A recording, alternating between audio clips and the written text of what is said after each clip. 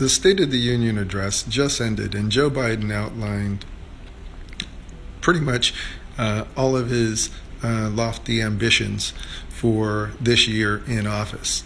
It was a rah-rah speech. Lots of pats on the back for him and his party for what he has been able to accomplish. Overall, I'm indifferent on the speech. I don't think that any of the promises or many of the promises will be executable, only because he's asking for all of this legislation to be brought to his desk for him to sign. Newsflash. These sorry bastards in office, and I mean the congressmen and the senators, are only passing 3% or less of legislation. So that means it doesn't matter what they bring to his desk. These guys can't get it done to even have a bill or an amendment or anything for him to sign in the first place. Therein lies the joke, right?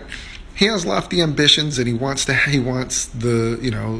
who's who of infrastructure, build back better, and this, that, and the other. Hey, great. All of it is great shit. A lot of it is a little different than what we've seen in the past here. Very socialistic, just the way it is. That's what he outlined.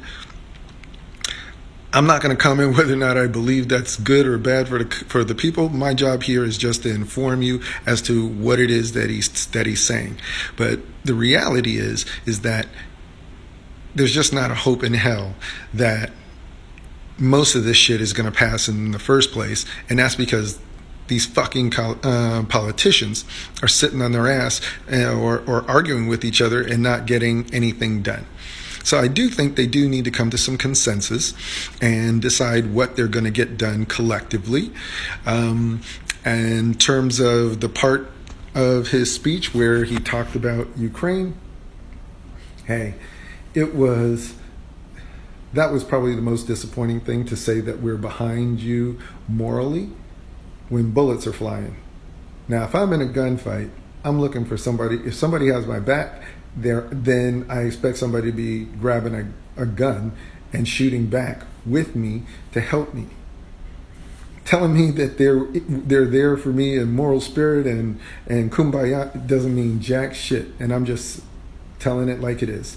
So that's my review of the Sodu speech today, and I'll now talk about the Republican response.